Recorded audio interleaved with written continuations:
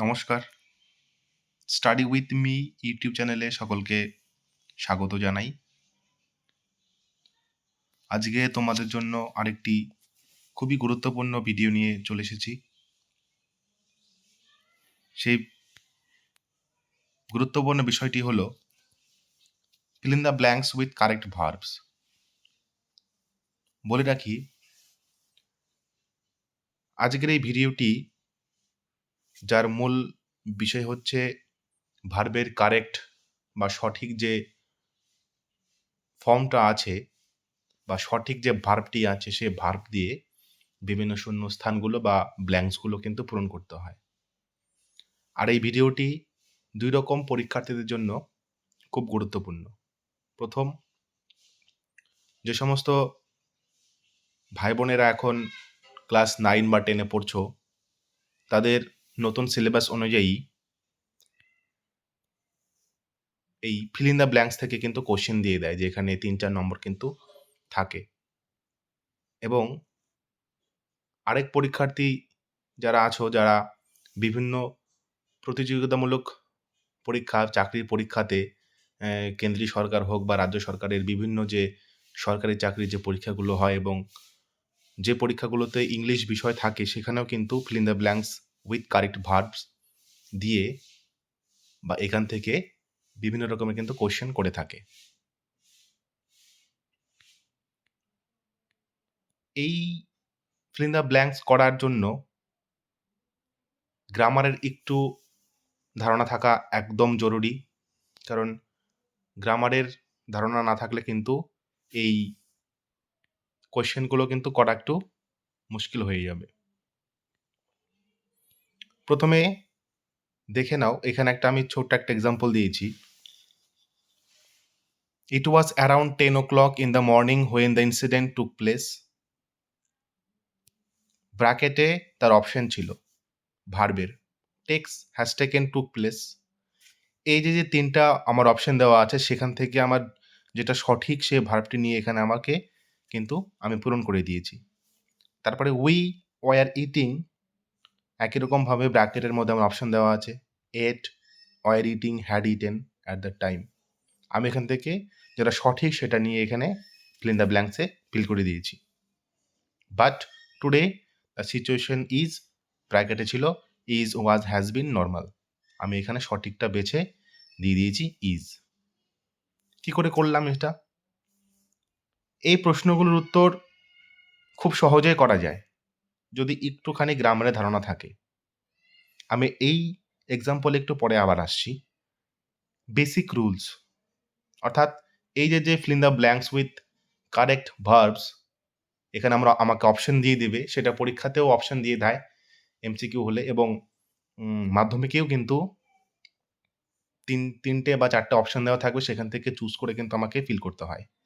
তো এর কিছু বেসিক রুলস আছে এবং সেটা কিন্তু গ্রামার বেসড, মানে গ্রামার উপর ভিত্তি করেই কিন্তু এর রুলসগুলো তৈরি। ইংলিশ গ্রামার মূলত টেন্স এবং অ্যাক্টিভ প্যাসিভ ভয়েস সম্পর্কে ধারণা থাকলে এগুলির উত্তর সহজে করা যায়।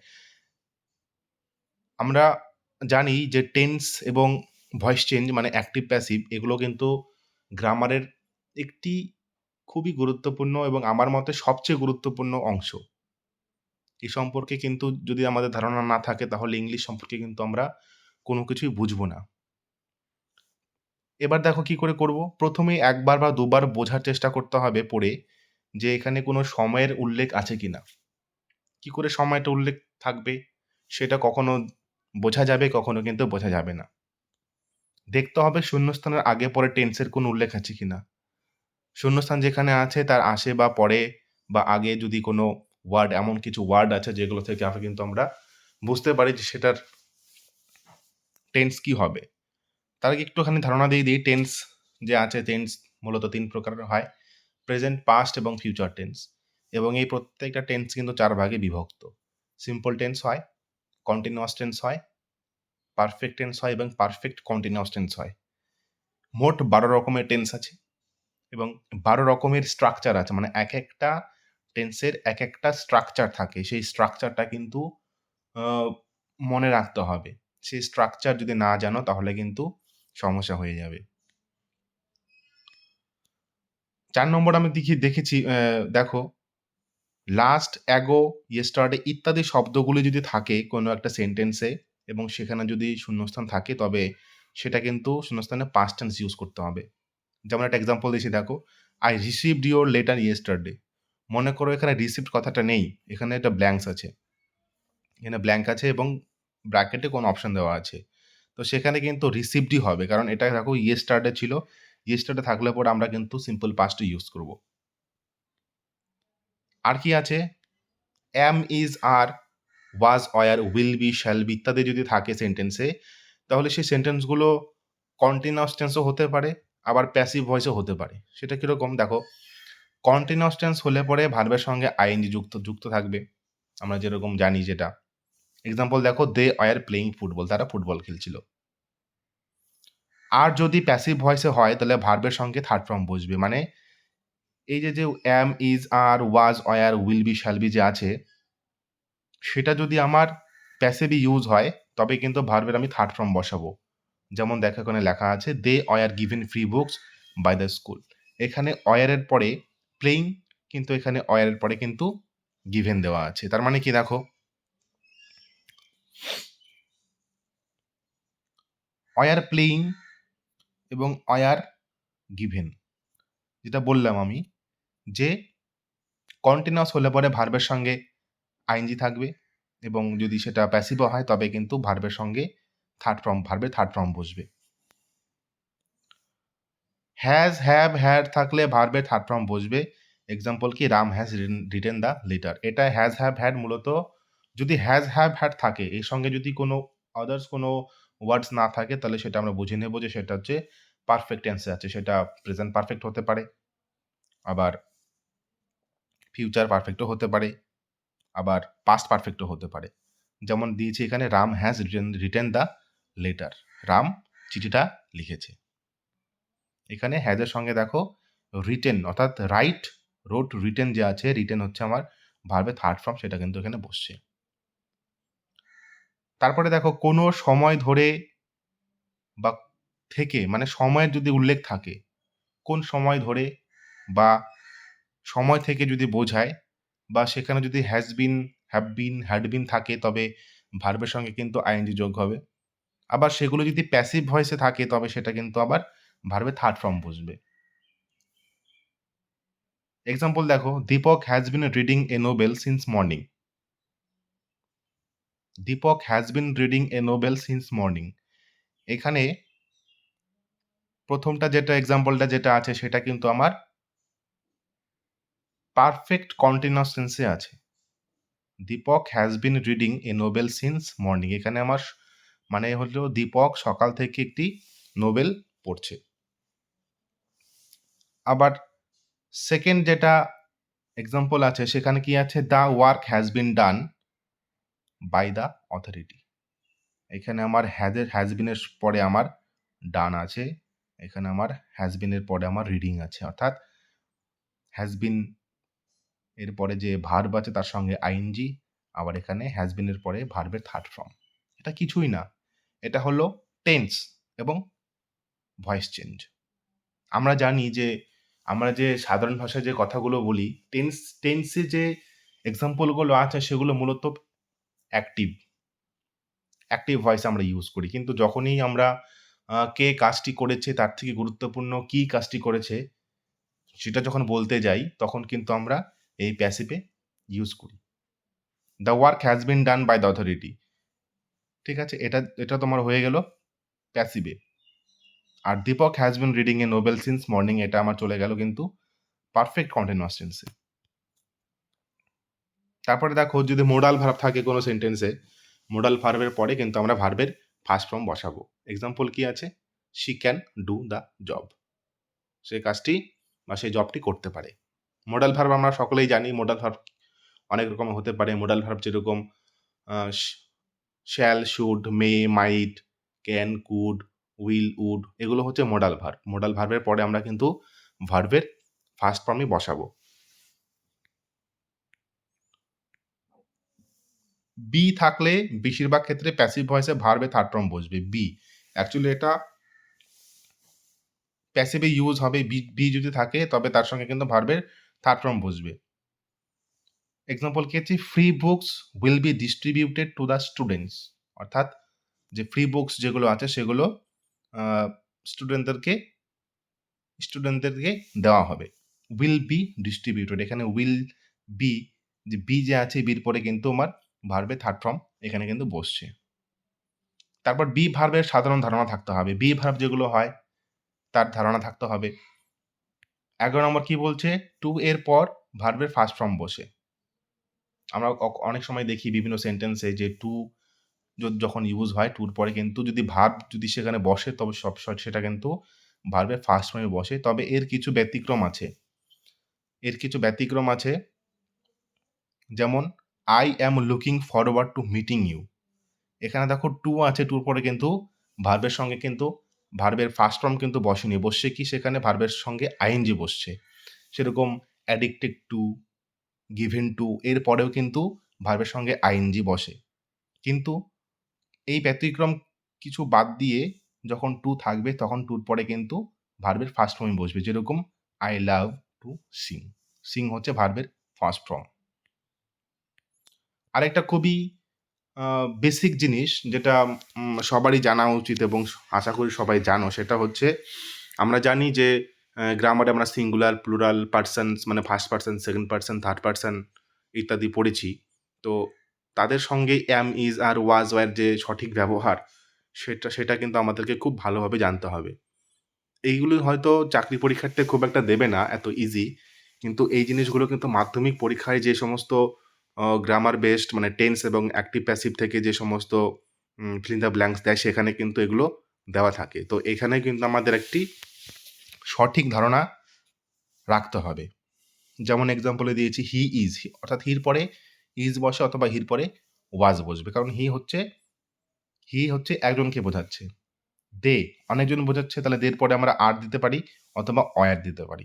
আবার তপন রাইটস এ লেটার, এখানে রাইটের সঙ্গে কিন্তু আবার এস যুক্ত করে দিয়েছি, কারণ কি তপন হচ্ছে থার্ড পার্সন এবং সে হচ্ছে সিঙ্গুলার, ওই জন্য থার্ড পার্সন সিঙ্গুলার যদি হয় তবে ভার্বের সঙ্গে কিন্তু, এবং সেটা যদি প্রেজেন্টে হয় তবে ভার্বের সঙ্গে কিন্তু এস বা ইএস কিন্তু আমরা যুক্ত করতে পারবো। কিন্তু তপন রোট এ লেটার যখন বলবো তখন কিন্তু রোটের সঙ্গে কিন্তু আর এস লাগাবো না বা ইএস লাগাবো না, কারণ এস বা ইএস শুধুমাত্র ফার্স্ট ফর্মের সঙ্গেই আমরা বসাতে পারি। আশা করি তোমরা এই যে এতগুলো মোট 12টির মতো আমি বেসিক রুলস, যেটা আমি আমার যে এক্সপেরিয়েন্স এবং বুকস থেকে হেল্প নিয়ে এক জায়গায় করে তোমাদের সামনে তুলে ধরলাম, এখান থেকে তোমরা অনেক হেল্প পাবে। তো এটা যদি তোমাদের মাথায় একবার ঢুকে যায় এবং টেন্স এবং ভয়েস চেঞ্জ এর সম্পর্কে তোমাদের যদি ধারণা থাকে, তবে তোমরা কিন্তু অনায়াসে খুব সহজেই নির্ভুলভাবে এই ফিল ইন দ্য ব্ল্যাঙ্কসগুলো কিন্তু করে আসতে পারবে। আমি কিছু প্র্যাকটিস এখানে দিয়েছি, 3টা প্র্যাকটিস দিয়েছি, তো এটা একটু দেখে নাও।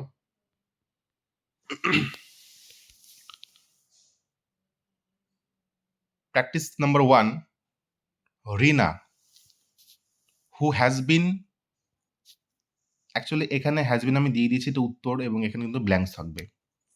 রিনা who has been is being ill for a month, will visited had visited the doctor last Monday. The doctor had advised will advise her complete bed rest. এই যে সেন্টেন্সটা আছে প্রথমে করতে হবে না, প্রথমে যে ফিল ইন দ্য ব্ল্যাঙ্কস আছে থাকুক, তুমি প্রথমে বোঝার চেষ্টা করো যে এখানে কোনো টাইমের উল্লেখ আছে কিনা, মানে কোন সময়ে, বর্তমানের কথা বলছে নাকি ভবিষ্যতে নাকি অতীতের কথা বলছে এখানে, এই জিনিসটা কিন্তু প্রথমে বুঝতে হবে। আর সবসময় যে এটা বোঝাও যাবে তেমনও কোনো কথা নেই। এটা কখনো কখনো থাকে যে সেন্টেন্স পড়লেই বা যে প্যারাগ্রাফটা দেবে সেখান থেকে বললেও কিন্তু বোঝা যায়। যেমন এখানে লাস্ট মানডে কথাটা এক জায়গায় লেখা আছে, অর্থাৎ লাস্ট মানডে আমি বলেছিলাম যে লাস্ট অ্যাগো ইয়েস্টারডে থাকলে পরে কিন্তু সেটা আমার কিন্তু পাস্ট টেন্সে ইউজ হবে। আর এখানে দেখো রিনা এর সঠিক যে প্রথম যে ফিল ইন দ্য ব্ল্যাঙ্কস ছিল, প্রথম যে শূন্যস্থান ছিল সেখানে আমি হ্যাজ বিনটা দিয়েছি, কারণ হলো Rina who has been ill for a month, এখানে একটা সময়ের উল্লেখ আছে, যে রিনা যে কিনা 1 মাস ধরে অসুস্থ। আর রিনার পরে যে হু আছে, হুর সঙ্গে কিন্তু আমি হ্যাভ বিন দিতে পারতাম। কিন্তু হ্যাভ বিন আমার কিন্তু হবে না এখানে। কারণ হচ্ছে হুটা অ্যাকচুয়ালি এখানে রিনাকে বোঝাচ্ছে। ওইজন্য রিনার সঙ্গে যে হ্যাজ বসবে না হ্যাভ বসবে তার উপর ভিত্তি করে কিন্তু এখানে বসছে। আর এটা হচ্ছে আমরা জানি যে প্রেজেন্ট পারফেক্ট কন্টিনিউয়াস টেন্সের যে স্ট্রাকচার বা গঠন আছে সেখানে কিন্তু আমরা জানি সেখানে কিন্তু হ্যাজ বিন থাকে। কিন্তু এখানে একটা জিনিস দেখো, এখানে কিন্তু কোনো ভার্বের উল্লেখ নেই। হ্যাজ বিন ইল আছে। এখানে কিন্তু হ্যাজ বিন ইল আছে। এখানে কিন্তু ভার্বের কোনো উল্লেখ নেই। আমরা জানি ভার্ব হ্যাজ বিন থাকলে ভার্বের সঙ্গে আইন যুক্ত হয়। কিন্তু এখানে কিন্তু তা নেই। তো যখন এই ফর এ মান্থ, ফর দিয়েও আমরা বুঝতে পারবো যে এখানে আমার একটা সময়ের উল্লেখ আছে। যেমন আমি যদি বলি have been I have been resident of this area. I have been A resident of this area মানে আমি এই জায়গার একজন বাসিন্দা। মানে কোনো একটা সময়ের যদি উল্লেখ থাকে তবে সেখানে কিন্তু হ্যাজ বিন দিয়েও আমরা কিন্তু সেটা করতে পারি। সেখানে ভার্ব যে থাকবে তেমন কোনো কথা নেই এবং এটা অনেকটা থাকা বোঝায় বা হওয়া বোঝায়। ভিজিটেড, এখানে ভিজিটেড কেন করলাম? কারণ হচ্ছে এখানে লাস্ট মানডে আছে, লাস্ট কথাটা আছে ওই জন্য এখানে ভিজিটেড হবে। ভিজিটেড এটা আমার পাস্ট সিম্পলে আছে, শুধু ভিজিটেডই হবে। অর্থাৎ ভার্বের সেকেন্ড ফর্ম যেটা আছে। The doctor advised her complete bed rest. এবার ডাক্তার তাকে কি বলেছে?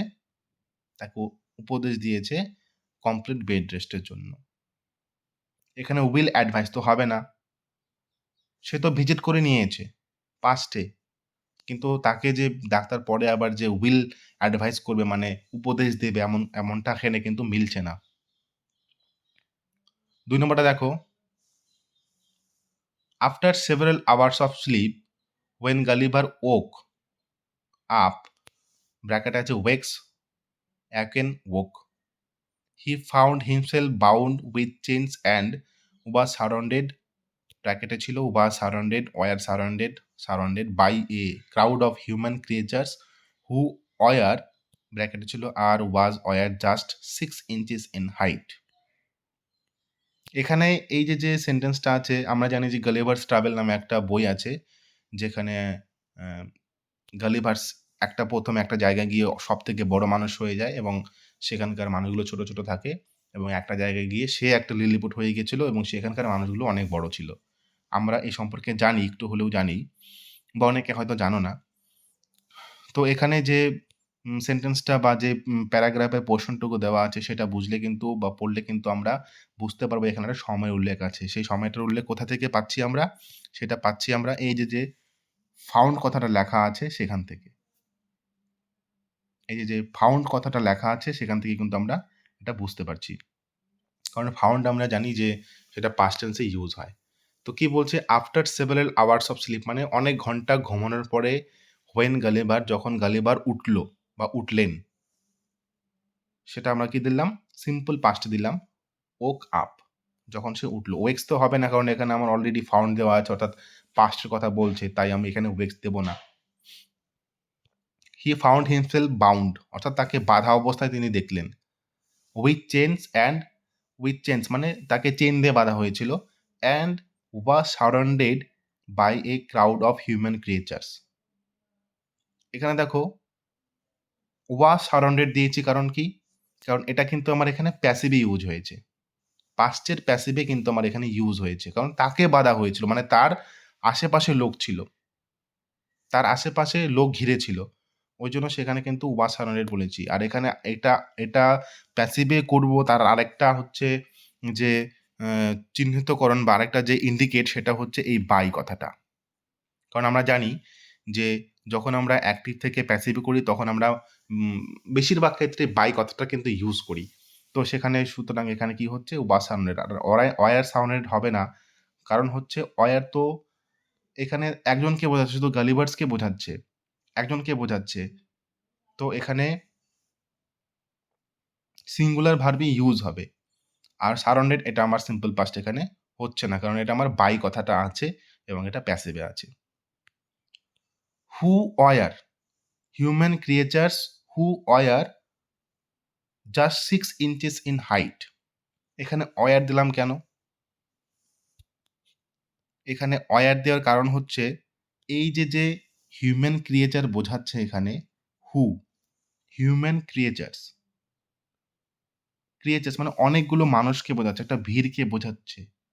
তো অনেক, একের অধিক, তাই সেখানে কিন্তু আমার প্লুরাল ইউজ হবে। তাই সেখানে আমি ওয়ার দিয়েছি। এখানে আর হবে না কারণ এটা পাস্টে চলছে। আর ওয়াজ হবে না কারণ এটা হচ্ছে আমার প্লুরাল, তাই আমার এখানে ওয়ার দিতে হবে। লাস্ট যেটা আছে সেটা দেখো, তাকশিলা ওয়াজ সিচুয়েটেড, ব্র্যাকেটে ছিল situated, situating, situate, near Saraikali now in Pakistan. It is said that 16 different subjects were taught, ব্র্যাকেটে ছিল has been taught were taught in the university। Sorry, এখানে অপশনটা আমি অপশনে হাইলাইট করে দিয়েছি। এখানে অ্যাকচুয়ালি ওয়ার টট যেখানে আমার ছিল এখানে হওয়ার কথা। যাই হোক, তোমরা আশা করি এই জিনিসটাকে বুঝতে পারবে। তো দেখো, এই গল্পটা বা এই যে সেন্টেন্সের পোর্শনটুকু যেটা আছে, প্যারাগ্রাফের পোর্শনটুকু, সেটা বললে আমরা বুঝতে পারবো যে তাকশিলা ওয়াজ কথাটা এখানে লেখা ছিল, অর্থাৎ পাস্টের কথা বলছে। আর ওয়াজ সিচুয়েটেড মানে তাকশিলা অবস্থিত ছিল, কোথায় ছিল? In near Saraikhali now in Pakistan. তারপরে কি আছে? It is, had, is, was. এখানে একটা জিনিস আমি বলবো, সেটা হচ্ছে যখন আমরা কোনো একটা ইতিহাস বই যখন পড়ি তখন সেখানে কিন্তু ছিল বা হয় এই জিনিসগুলোর একটুখানি ডাউট থাকে। যেমন আমি যদি এটা বলতাম ইট ওয়াজ সেইড দ্যাট, তবুও কিন্তু সেন্টেন্সটা যে একদম ভুল সেটা কিন্তু বলা যায় না। ইট ওয়াজ সেইড অর্থাৎ এটা বলা হতো, এখন বলে কিনা সেটা সেটা প্রশ্ন না, কিন্তু বলা হতো, সেই সেন্টেন্সটা কিন্তু কারেক্টেড। আবার যদি বলি ইট ইজ সেইড মানে এটা বলা হয়, আমি এখনো সেটা বলছি, অর্থাৎ এটাও কিন্তু আমার ঠিক, কিন্তু আমি তবুও ওয়াজ বাদ দিয়ে কিন্তু এখানে ইজ করেছি। এবং যদি কেউ ওয়াজ করে থাকে তবে আমার যে অভিজ্ঞতা তাতে আমার মনে হয় সেটা কিন্তু ভুল হবে না। Said that 16 different subjects were taught. আর এখানে ওয়ার টট কেন হলো? কারণ সেখানে 16 রকমের বিভিন্ন বিষয় নিয়ে পড়ানো হতো, অর্থাৎ কেউ পড়াতো বা সেই ইউনিভার্সিটি পড়াতো। এবং এই জন্য এখানে কিন্তু আমি টট কথাটা শুধু লিখলাম না, এখানে আমার ওয়ার টট হতো। আর হ্যাজ বিন টট তো এখানে আসবে না, কারণ হ্যাজ বিন কথাটা হচ্ছে আমার প্রেজেন্ট ইউজ হচ্ছে। আশা করি তোমরা এটা অনেকটাই বুঝতে পেরেছো, এবং তোমরা যখন নিজেরা প্র্যাকটিস করবে ধরে ধরে, তখন তোমাদেরও কিন্তু এই জিনিসগুলো আস্তে আস্তে ঠিক হয়ে যাবে। প্রথম যে প্যারাগ্রাফটা ছিল সেখানে আমি বললাম, একটু পরে বলে দিচ্ছি। এখানেও কিন্তু যদি আমরা জিনিসটাকে পড়ি, প্যারাগ্রাফের পোর্শনটাকে যদি পড়ি, তবে কিন্তু আমরা একটা সময় ধারণা পাবো। যেমন প্রথমে ইট ওয়াজ লেখা আছে, ওয়াজ অর্থাৎ সেটা পাস্টে ইউজ হয়েছে।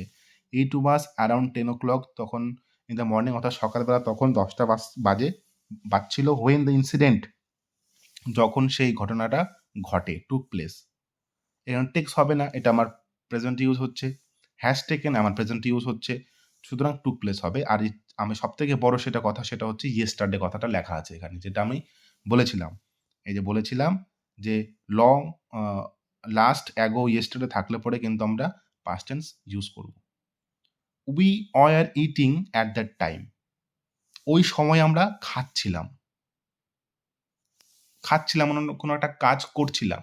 খাওয়াটা তো একটা কাজ, তো সেই কাজটা করছিলাম ওই সময়ে।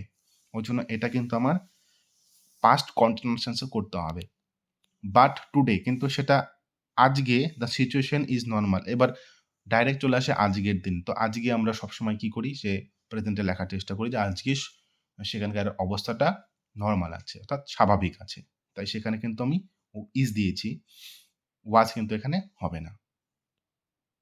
আমি তোমাদেরকে বিভিন্ন বইয়ের থেকে নিয়ে, অথবা আমার যে এক্সপেরিয়েন্স আছে ইংলিশের, তো সেখান থেকে আমি এই রুলসগুলো এক জায়গায় করে তোমাদের সামনে তুলে ধরলাম। আশা করি তোমরা এখান থেকে অনেকটাই বুঝতে পারবে, এবং এরপরও যদি তোমাদের অন্য কোনো ডাউট থাকে বা এই যে ফিল ইন দ্য ব্ল্যাঙ্কস এই বিষয়ে যদি কোনো ডাউট থাকে, তো তোমরা আমাকে সরাসরি যোগাযোগ করতে পারো। আ এখানে কমেন্টও করতে পারো এবং এই জাতীয় যদি তোমাদের আরও কোনো ভিডিও দরকার থাকে তো আমাকে জানাতে পারো। আমি চেষ্টা করব সেই ভিডিওগুলো দিয়ে তোমাদের যে চাহিদা সেগুলো পূরণ করার। ভিডিওটি যদি তোমাদের ভালো লাগে তাহলে লাইক করো, শেয়ার করো, কমেন্টস করো এবং এই চ্যানেলে যদি নতুন হও তবে চ্যানেলটা সাবস্ক্রাইব করে নাও, বেল বাটন প্রেস করে দাও নতুন নতুন ভিডিও পাওয়ার জন্য। এরপরে আবার অন্য কোনো ভিডিওতে তোমাদের সঙ্গে আবার আলোচনায় বসবো। ততক্ষণে বাই।